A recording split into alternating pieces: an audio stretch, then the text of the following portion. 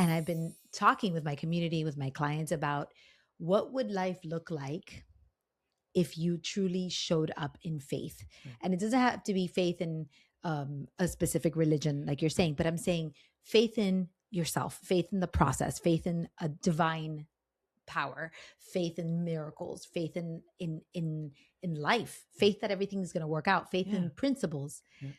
So I think it's just fascinating Yeah. We started talking about this. that we started talking Yeah. about that, Yeah. because this is where Yeah. we're all aligned. That's just it. Like if I trust, if every day I just trust, how can you go wrong? Hey, listener, welcome to episode number 94 of Listen Up.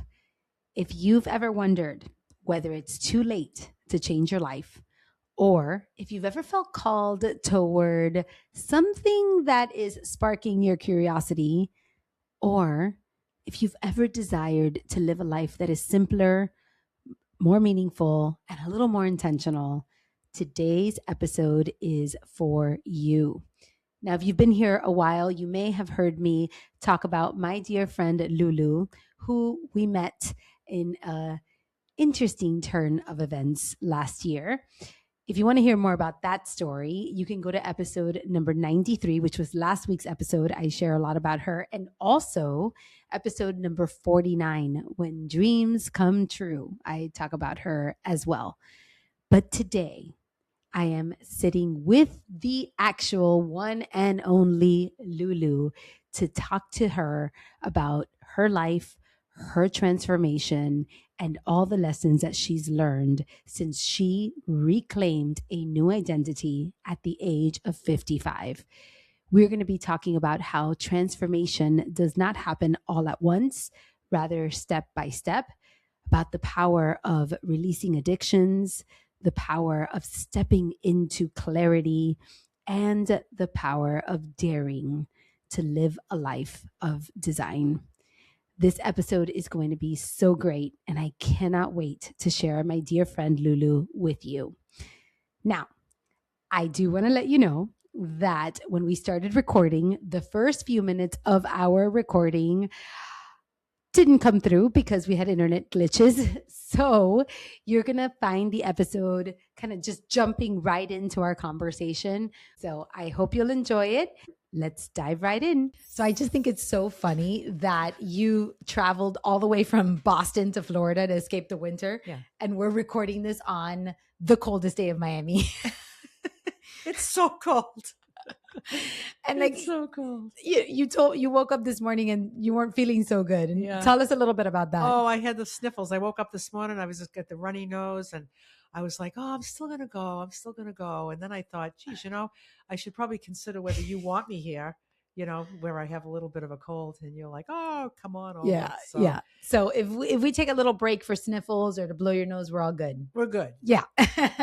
All right. So my question to you was, tell me a little bit about how you got here. I'd love to hear a little bit for your history, where you were at, and what got you to turn your life around at 55. Yeah. Well, I was struggling with addiction. I was drinking, I was eating, I was overeating, I was smoking, I was doing all these things that were not serving me well.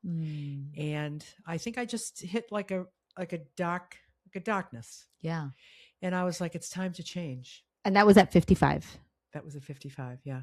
I said, it's time to change these things. So one at a time, I got rid of those things. Wow. And yeah. So here I am. Now I'm living my life without, so you end up with an awful lot of time when you're not in an active addiction. What does that mean? Well, I mean, it takes a long time. It takes a lot of time to be a smoker. I mean, how much time it takes to smoke each cigarette, going out and buying them, planning them, right? Diets, all this, the headspace that takes up with, starting the new diet. Oh, and then failing, and then feeling like a failure, and then always disappointed in myself, then starting again, then screwing up again. And it was just like, that's very time consuming. Maybe not necessarily like tangible time, but like time up Mental here. time. Yeah, mental time. So I actually call that thinking energy. Yeah. And I say we are often consumed by thinking energy. Right. It's And exhausting. that takes a lot of time. Yeah. Yeah. And with the drinking, the same thing. I was drinking way too much, and if I wasn't drinking, I was wishing I could drink, and when I was drinking, I wish I wasn't drinking, and it was just that back and forth. Yeah. Back and forth, and always with a plan. I always had this plan of how I was going to change everything, and then nothing would change. And then I just knew, like when I was 55 years old, I knew my 60s were right around the corner. And I was like, I had this vision, and it was as clear as a bell. I was like, I'm going to be a fat, drunk, overweight, old lady with a smoker's cough. That's going to be my 60s. And I was just like, I'm just inviting like a whole big pile of trouble into my life, you know? And how did that, because you said you always had a plan of how you were going to stop. Yeah. Like, what do you think happened that where you just made that? I think it was a God moment. Really? Yeah. I don't know.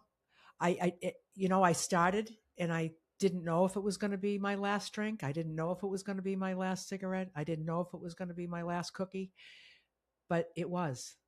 Wow. Yeah. And so now I'm 67 years old, and I always say I'm 67 and I feel like I'm 25. When I was 25, I felt like I was 67. Well, imagine you changed your life 12 years ago. Yeah. Imagine how much you have reversed that chronological clock. Oh yeah. By doing that. Absolutely. Yeah. I feel so good so every minute.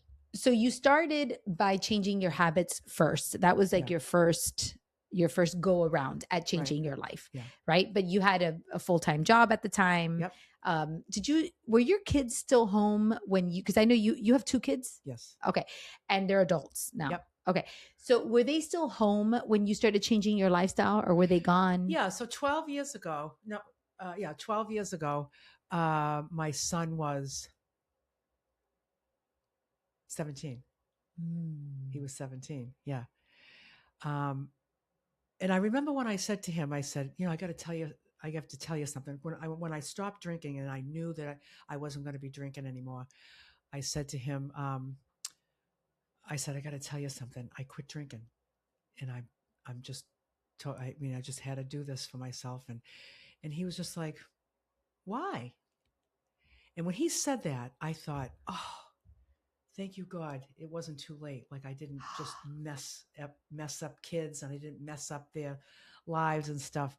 I always justified that it was okay. My drinking was okay because I was a fun drunk. It was a blast. That's why he's got no bad memories. He's just like, why are you going to stop drinking? It's not like, oh, well, thank God, finally, yeah. right? Right. And I just thought, like, thank you, God. I was caught before that, Wow. Yeah. And before he was begging you to stop. Yeah. Before he got older, wiser, and just thinking like, my mom's got a problem. Yeah. But I didn't need anybody else to think I had a problem. It was a problem for me. Yeah. Yeah. And so then so as far as changing my life, I changed my life physically by eliminating all those things. And you lost 110 pounds. 110 pounds. Yeah. How long did it take you to lose all that weight? Oh, probably over a year. Okay. Some time over a year. Yeah. This was just like, and that was before Manjaro. Yeah. No, no shots. And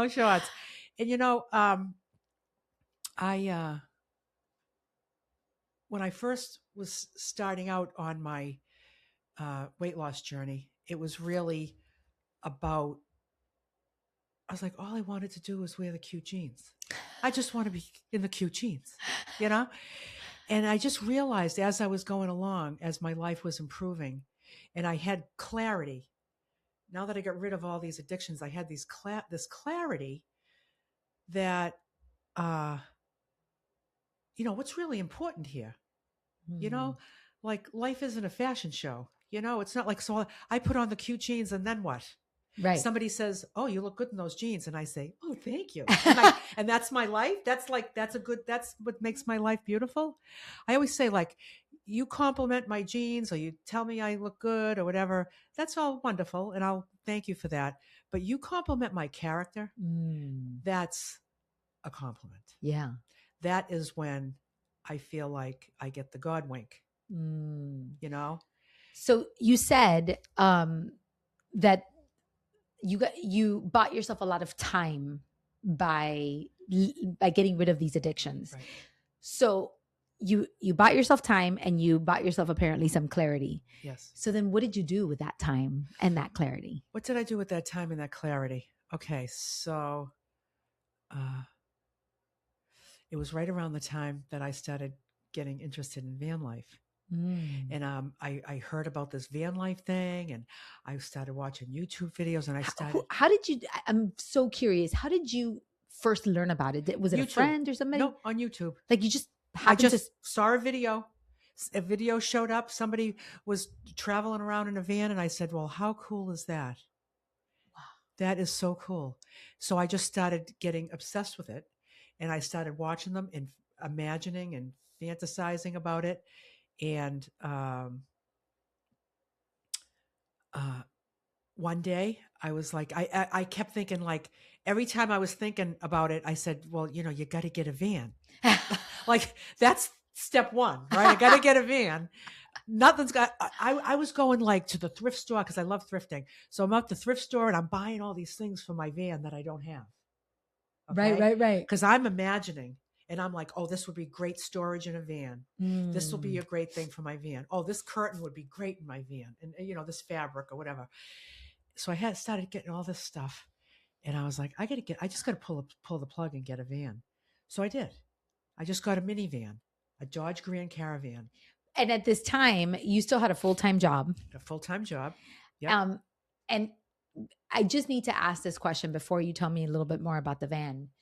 Do you think that you would have fallen in love with van life while you were still that older version of yourself, when you were overweight and drinking and smoking? No, it would have been too hard. Like, a lot of times people will look at this lifestyle and think, like, that's hard. It's a lot of work.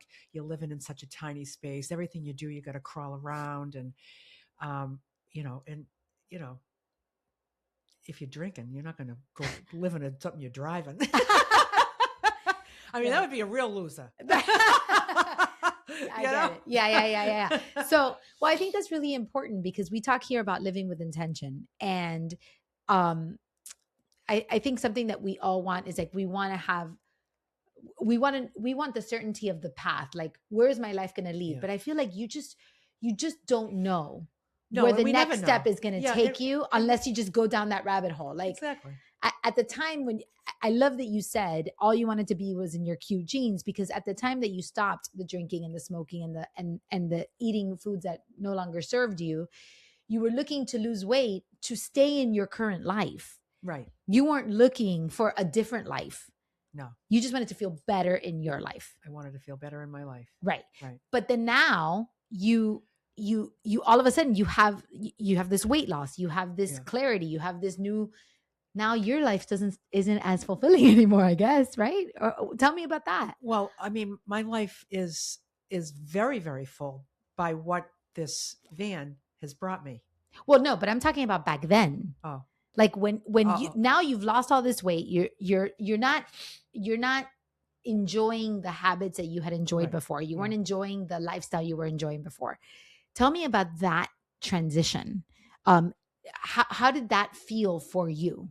Were you still feeling like, were you fulfilled? Were you living your best life at that time? Yeah. I was going through a lot of withdrawal from all my stuff. That was unpleasant.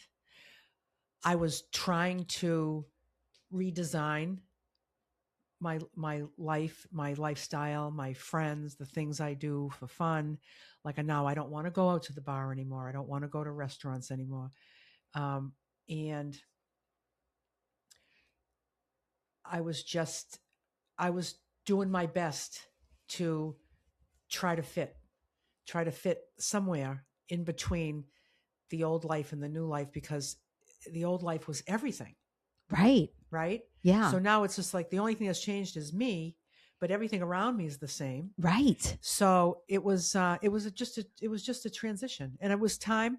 I think it was time for me to think about me and just be with me, and really kind of sort things out. Uh, and that's when I found a spiritual path, and I just started entertaining the idea of a spiritual life because I never had one.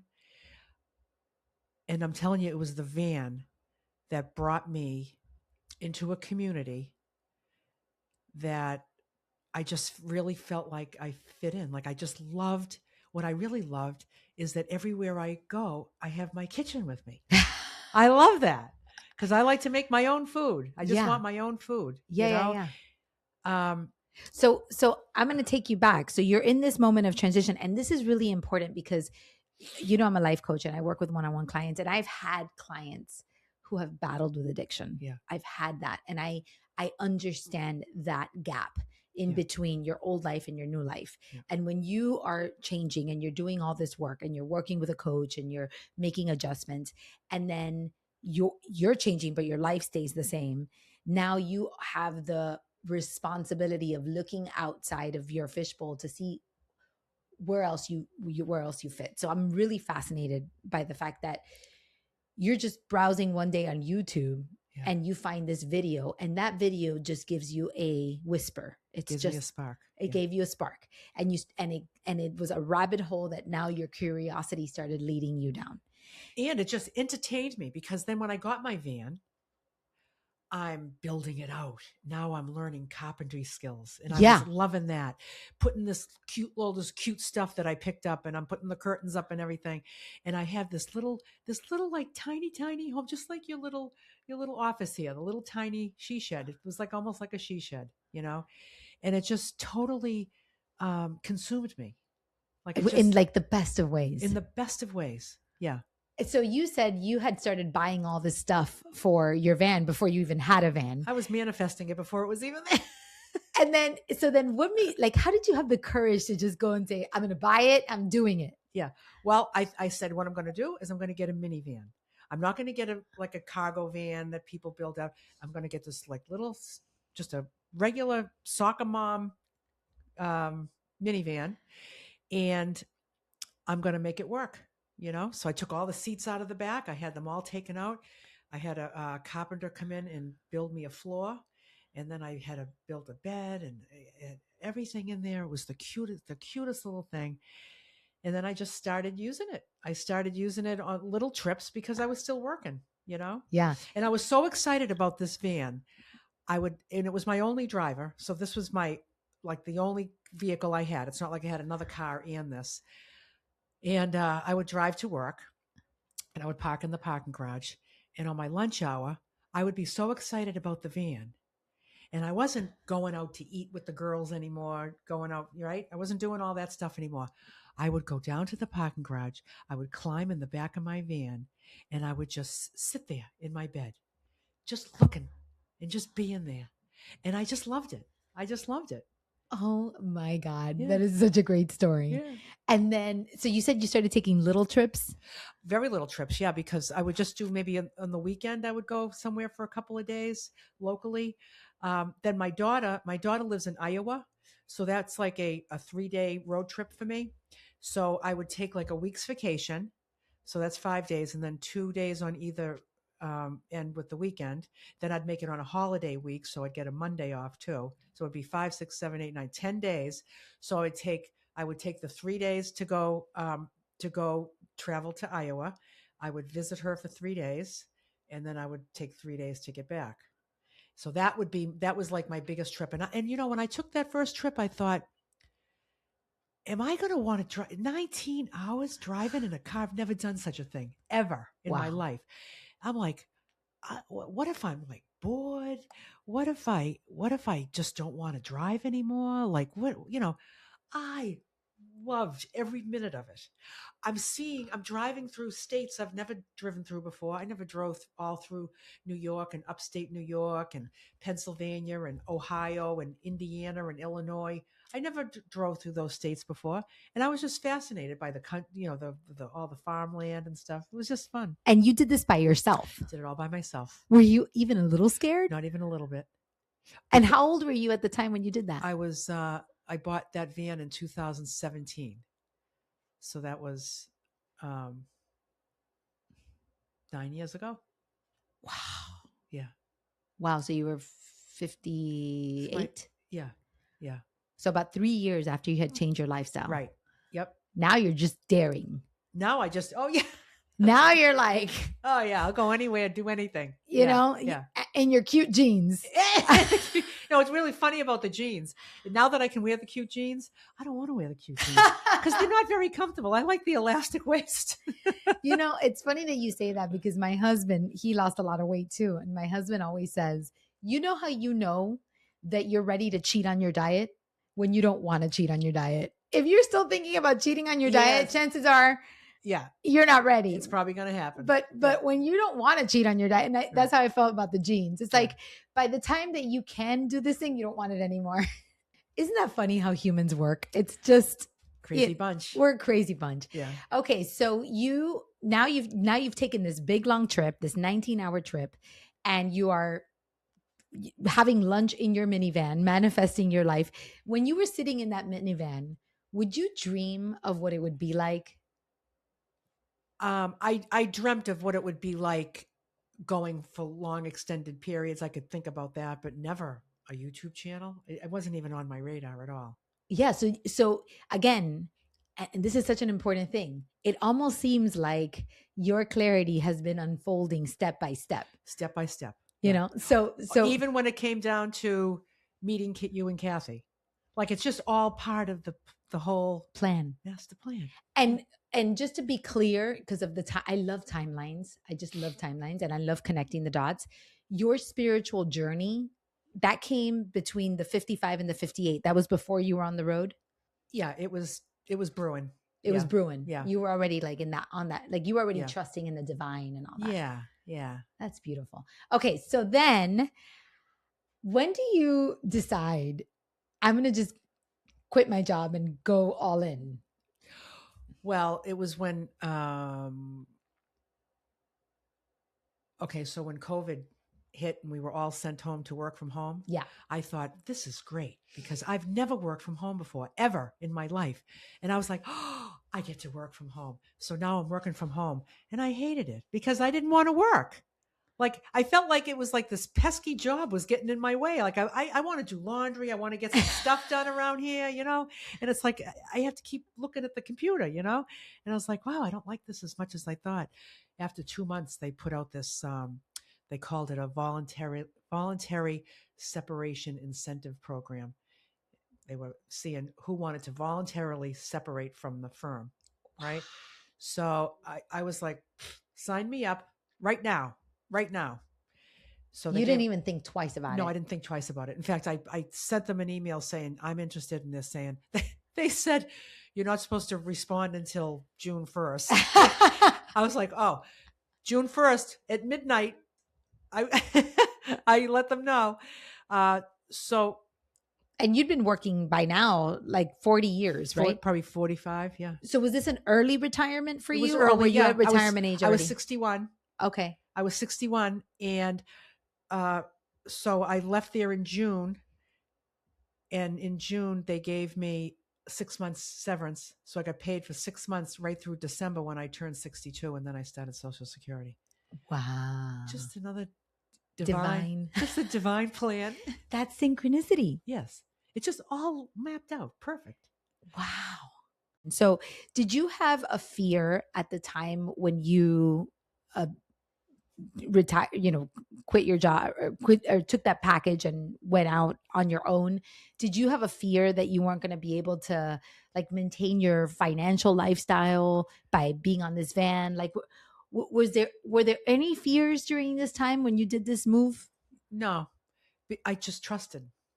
See, it's just like, trusting in the universe. I just trusted. I mean, I crunched the numbers. It was possible. And I just did it. Wow. I just did it.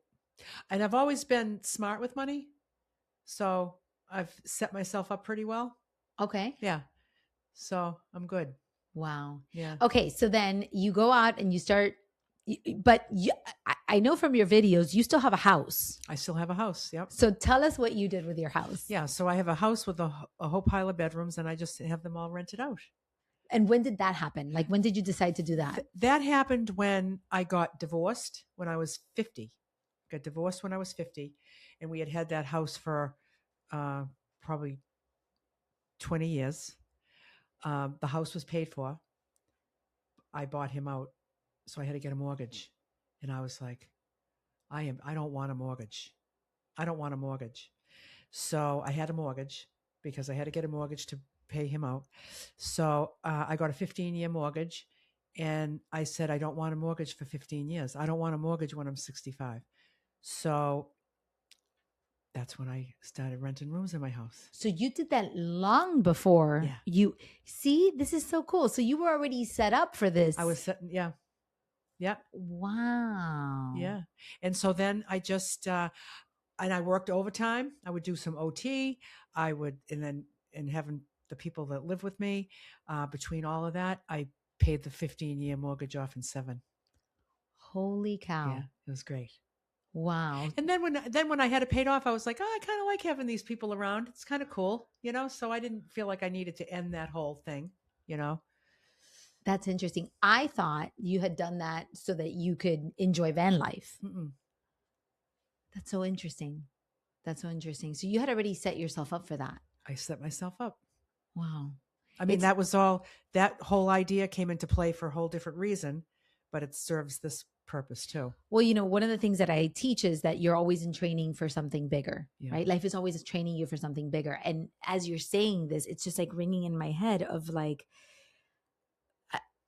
presumably your divorce was a difficult situation, right? Because divorces are hard. Yep. So you have this divorce. Now you have a mortgage, right? Who wants a mortgage at 50? Yep. Who wants to start fresh at 50, after, having a divorce. Now you have to buy this house out. These things sound like they were challenges. And yet the way that you're describing them is they were stepping stones for this life that you love so much now. Right.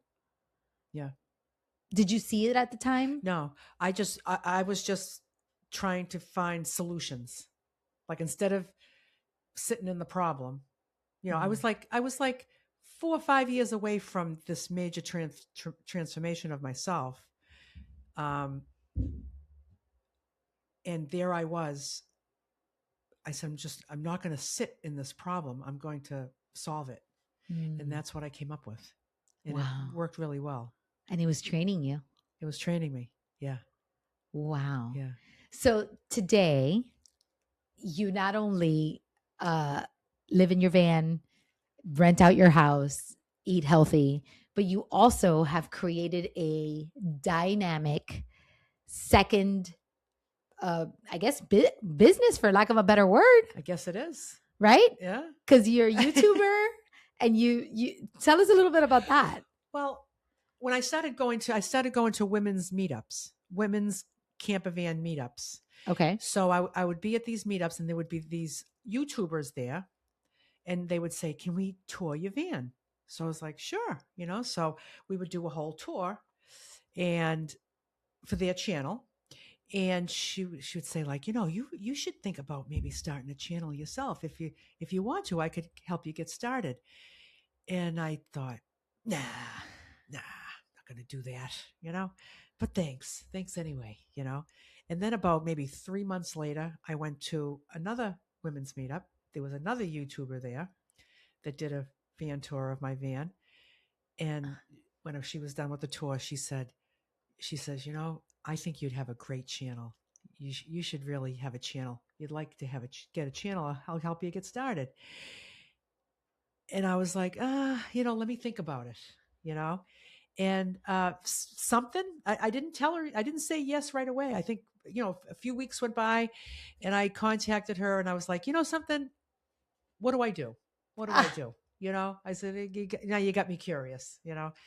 So I just decided to try it. And I thought what I loved is that I had no attachment to any outcome at all.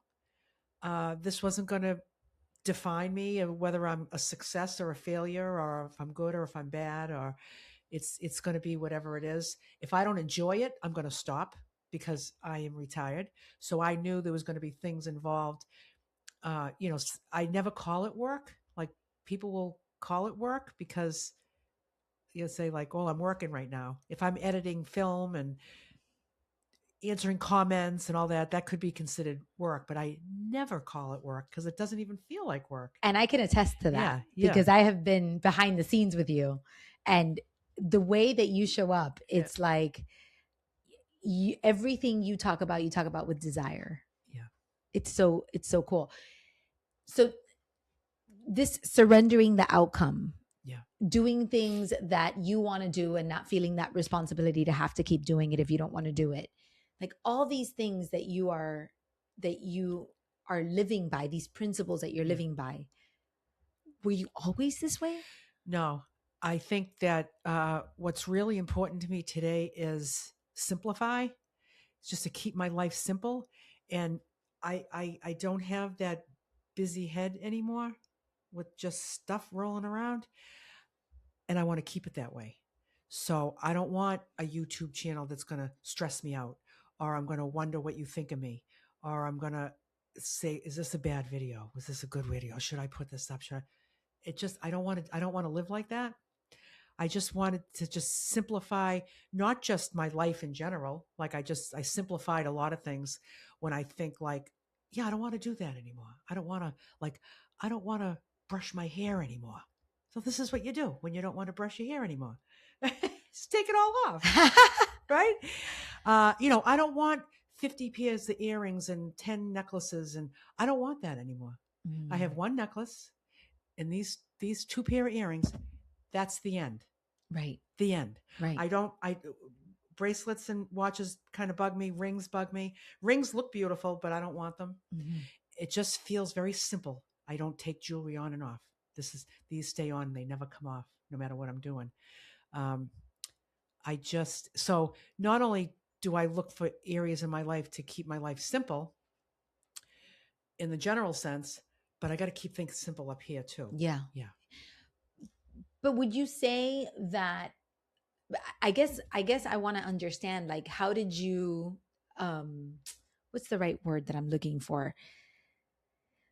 Like, how did you take control of that? Right. Like, I think that in theory, anybody who's listening would be like, yeah, I want the same thing. I Yeah. want to have a simple life, Yeah. or I want to do things only that I enjoy, or I don't Yeah. want to worry about if somebody likes my video or not. But Yeah. then they get caught up in the thoughts, or they get Right. caught up in those things.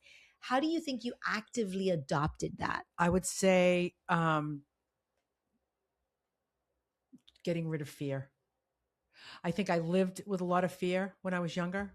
I used to worry about the kids. Mm. Something's going to happen to the kids, you know, just always worrying about something. Uh, I don't worry about anything anymore because I've just realized that is just like nothing but a waste of time, you know. Mm. Um, I just, I guess I'm going to just attribute it all to, um, my spiritual journey that's really never ending. Mm. Mine is very simple. It's not, I'm not religious. I don't practice the religion, but I am very connected to the miracle of life. Mm. I never stop thinking about it, how it's just so miraculous Yeah. that we're here. And how I get to really care for this temple that is my body. Mm. When I walk into Whole Foods and I see all these colors in the produce department, I'm just like, this is just amazing how that Mm. stuff just appeared out of the ground, you know? And Wow. I think it's just having a new appreciation for the stuff not the cute jeans and the 20 pair of earrings, but it's just, you know, life, just life. It's so interesting that you're saying this because I didn't think our conversation would take this route. I was really wanting to talk to you about living with intention and daring and all this kind of stuff. But I don't know if you know this, but one of the things that I do in my work in my life and a practice that I keep is that I name my months. I name my intentions for the month. What do I want to focus on? What do I want to, what's the direction I want to go in? Then I choose my habits, my thoughts, my actions based on that theme. And we are recording this in February. And my theme of February is Faithful February. Yeah. And I've been talking with my community, with my clients about what would life look like if you truly showed up in faith. Right. And it doesn't have to be faith in a specific religion, like you're saying, but I'm saying faith in yourself, faith in the process, faith in a divine power, faith in miracles, faith in life, faith that everything's going to work out, faith in principles. Yeah. So I think it's just fascinating. Yeah, we started talking about this. That we started talking about that because this is where this is where Trust. we're all aligned. That's just it. Like if I trust, if every day I just trust, how can you go wrong? And it sounds like you have been deeply rewarded. Oh yeah. For the courage that you've had and the discipline that you have had in your life. Yeah. I mean, it doesn't even feel like discipline. It just feels so natural right now. Like you said about your husband, like, if you don't want to cheat on your diet, that's where you want to get, right? Right. So it's like, I don't want to cheat myself. I don't want to cheat myself, Wow. So I'm just going to stick with what I'm doing, and I want to stick with the way I feel. I love not being afraid of anything. I love trusting. I'm just going to trust that however this day unfolds, however tomorrow unfolds, the next year, I don't know what the next year is going to bring me, And, I'm grateful that I don't need a big marching band to have a fabulous celebratory day. Every day feels great, even if I'm just sitting in my little van. Yeah. Yeah. Yeah. So we're going to end with this because I think it's such an important conversation. You recently did, I was telling you this before we started, that you recently did a video about how van life is not always a vacation. And I saw that video. Such a great video. I'll put it in the show notes.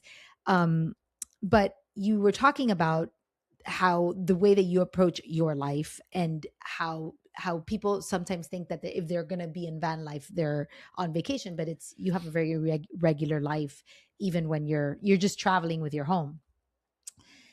And there's a saying that says, create a life that you don't want a vacation from. Mm. And I want to end on this is, it sounds like you have created a life that you never want a vacation from. Right. So if you were to give my people like a word of wisdom on creating a life you don't want a vacation from, what would that be? What would you say? I would say it would be to feel like you have a purpose. And I used to always struggle with purpose and what's my purpose, and I never could figure out my purpose was. And then I just realized that we all have the same purpose, is to just be of service to God and to be of service to people. And that just fills a lot of time with just beautiful things all the time. It's beautiful. And if you can find an avenue in which to, like I did with the YouTube channel, like I'm not saying everybody should go get a YouTube channel, because some people might not like to do that film editing. I happen to love it. When I'm done with the project, it feels like I've just created something, like an art, because I've got to chop it all up and piece it together, and I pick music to put behind it, and I very carefully pick my music. And so I love doing it, because I wouldn't do it if I wouldn't be like, oh, I got to be successful and make more money. And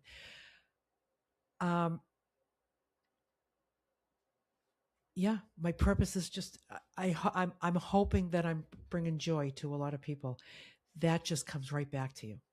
Mm. And I think in the process, you are creating joy for yourself. Right. Because Yeah, I it mean, just comes right back to you. yeah, Yep. you had said to me that your theme for this year was kindness, kindness without uh authentic kindness. I No, think you no, had said something it like was that. kindness without erasing myself. Kindness without erasing myself. That's Yeah. right. So it's basically, how can I be kind to you without forgetting about me? That's right. Like I don't have to just say yes to everything. Mm. Like I'm here today, even though I had the sniffles this morning and I thought like, oh, I'm a little sleepy, blah, blah, blah. But like, I'm not here because I didn't want to disappoint you. I'm here because I want to be here. Yeah. I didn't want to disappoint you, but it would have been disappointing for me too. And I'm here not by an obligation. I'm here because I wanted to, because for me to say I'm not feeling well, I mean, that happens, Right. right? So it happens to people. It can happen to me. So I don't have to worry about what you think of me if I canceled and just going down that. No, I have no time for that anymore. Mm. So I'm just going to keep true to myself.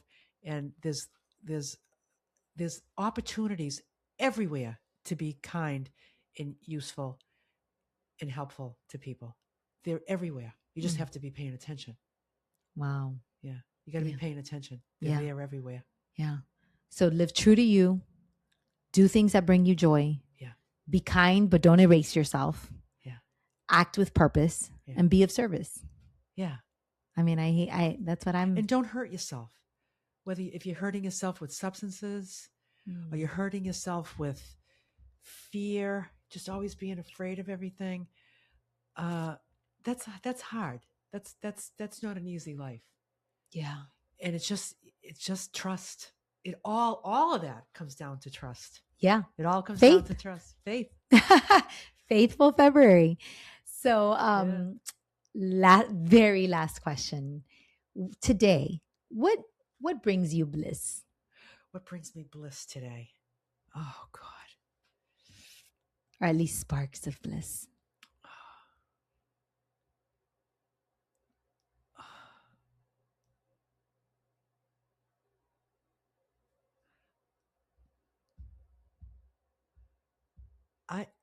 I can't think of one thing. I would think you think of everything because every time you Yeah. talk about anything you do, you light up That's like what a I mean. like a Christmas tree. Yeah, it's just everything. It's everything.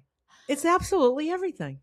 I am so blessed, but I know that I worked hard for this. I opened my mind to some things.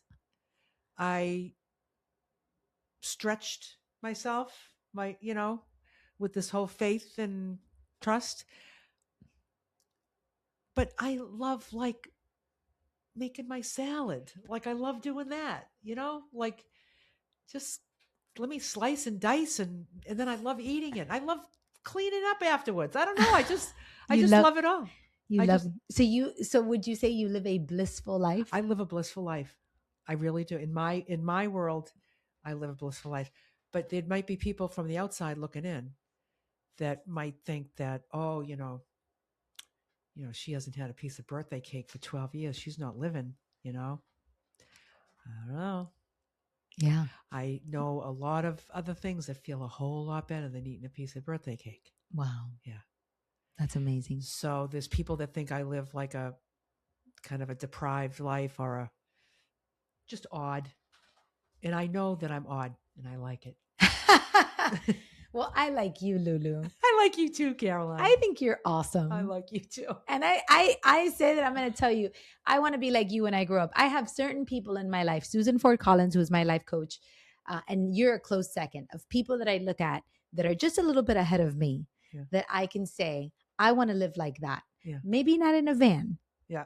I can't say that that's my thing. Yeah. But I want to live a life where I look at all the things that I do and I do it because I love it. And I never look at anything as work or as pressure or as a responsibility, but rather a gift that I get to enjoy. And I have witnessed that in you. And it's been such an expansion for me and such a gift. And what you did for my sister, I'll never forget. And you're a forever friend. Like you're in my life forever. You're stuck. There's nowhere to go. So thank you for being here today. Thanks for having me. All right. Love it. Bye. Bye-bye now. See you next week. That's it for today's episode. Thanks so much for being here. I am deeply, deeply grateful to connect. If you're loving this podcast, I'd love if you'd follow, rate, or leave a review wherever you listen to podcasts. Those reviews help us so, so much. And if you know of someone who could really use a voice like mine in their head, please share this episode with them. Now, if you're feeling called to keep the conversation going, come join us inside the Blissin' Up community on Facebook. It is a free space to reflect and root into intention together. You can find the link in the show notes or just search Blissin' Up with Caroline de Posada on Facebook. I'd love to welcome you in. Until next time, take care and keep noticing the sparks of bliss in your life.